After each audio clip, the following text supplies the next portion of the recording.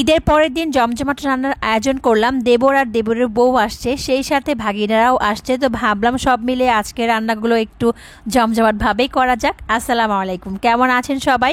এই তো সকালে নাস্তা বানানোর পরে দুপুরে রান্নার আয়োজন করছি। আজকে পাক্কি বিরিয়ানি রান্না করব। এই তো আমি এখানে দেখি যে গরু মাংস নিয়েছি, এরপর এলাচ, দারুচিনি, তেজপাতা এগুলো দেওয়া হয়েছে। তারপরে 5 থেকে 6 টেবিল চামচ এখানে কিন্তু বিরিয়ানি মশলা দিয়েছি, 3 টেবিল চামচ আদা বাটা এবং 3 টেবিল চামচ রসুন বাটা দিয়েছি। এরপর টক দই দিয়েছি আধা কাপ। এখন দিয়ে দেব এখানে বাদাম বাটা, এখানে কাজু বাদাম এবং কাঠবাদাম একসঙ্গে ব্লেন্ড করে তারপর কিন্তু দিয়েছি মরিচের গুঁড়া দিলাম, ধনিয়ার গুঁড়া দিলাম, তারপরে ভাজা জিরা গুঁড়া দিয়েছি।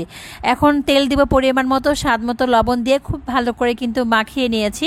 আর মাখিয়ে নেওয়ার পরে আমি এখানে পেঁয়াজ বেরেস্তাটা দিব। পাক্কি বিরিয়ানি বা কাচ্চি বিরিয়ানি যেটাই আপনারা রান্না করেন না কেন, অবশ্যই পেঁয়াজ বেরেস্তা দেওয়ার চেষ্টা করবেন, মানে পেঁয়াজ বেরেস্তা দিয়ে রান্না করার চেষ্টা করবেন, দেখবেন খুবই মজার হয়। আর এখানে কিন্তু আমি 1 কাপ পেঁয়াজ বেরেস্তা দিয়েছি, কোনো রকম কাঁচা পেঁয়াজ বা বাটা কিচ্ছু দেইনি, একেবারে বেরেস্তা দিয়ে পুরো রান্নাটা করে ফেলবো।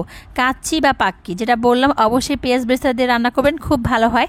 পাশে আবার রোস্ট রান্না করেছিলাম, রোস্ট রান্নাটাও হয়ে গেছে। শেষের দিকে আমি প্রায় 5 মিনিটের মতো আরও চুলায় রাখবো। তার আগে একটুখানি আমি ঘি আর কয়েকটা কাঁচামরিচ দিয়ে নামিয়ে ফেলবো। আর এখানে দেখেন গরু মাংসটা কিন্তু হয়ে গেছে, কতটা কালারফুল হয়েছে দেখে কিন্তু বুঝতে পারছেন। আর এই দিকে আমি বাসমতি চালও সেদ্ধ করতে দিয়েছি। এখানে 1 কেজি বাসমতি চাল রয়েছে।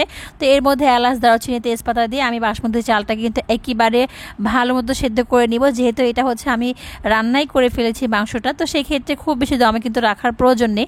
তো প্রায় 20 মিনিটের মতো দমে রাখলে হয়ে যাবে। এমন অবস্থায় আমি চালটা নামিয়ে ফেললাম, মানে 90% আমি কিন্তু এই বাসমতি চালটা সেদ্ধ করে নিয়েছি। এখন এই মাংসের উপর দিয়ে দিব। তারপর আলু দিয়ে দিচ্ছি। আলুগুলো আমি আগে ভেজে রেখে দিয়েছিলাম, তারপরে কিছু সময় মাংসের মধ্যে রান্না করে আলাদা করে রেখে দিয়েছি, এখন শুধু উপরে দিয়ে দিলাম। এরপর বাকি চালগুলো দিয়ে আমি দমে রেখে দেবো প্রায় 20 মিনিটের মতো। এর মধ্যে কিন্তু চালটা হয়ে যাবে, মানে পাক্কি বিরিয়ানি রান্না কিন্তু হয়ে যাবে। আর তার উপর কিন্তু আমি হাঁড়িটা দিয়েছি। এরপর কয়েকটা কাঁচা মরিচ, তারপর একটু কালার দিয়েছে, জর্দার কালার। এরপর বেশি করে ঘি দিয়ে এখন দমে বসিয়ে দিব। এছাড়া পাক্কি বিরিয়ানি বা কাচ্চি বিরিয়ানি দুটোর মধ্যে কিন্তু পার্থক্য রয়েছে। পাক্কি বিরিয়ানি এই যে আমি পুরো মাংসটা রান্না করে তারপর দমে দিয়ে দিলাম বাসমতি চাল। বাসমতি চালটাও আমি রান্না করে নিয়েছি বা সেদ্ধ করে নিয়েছি, বা চিনি গুঁড়া চাল দিয়েও কিন্তু রান্না করা যায় সেমভাবে।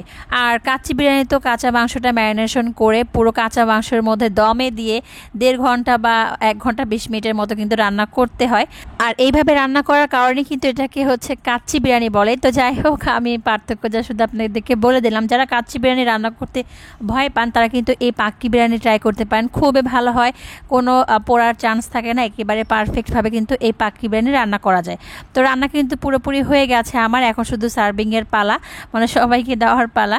তো ঈদের পরের দিনের আয়োজন ছিল, তারপরে আমার বাসায় অনেক মেহমান ছিল, যেমন আমার 2 ভাগিনা ছিল, তারপরে দেবর ছিল, দেবরের বউ ছিল, আমরা ছিলাম। তো সব মিলে এই আয়োজনগুলো করেছি, সাথে কাবাব বানিয়েছিলাম, তারপর রোস্ট করেছিলাম।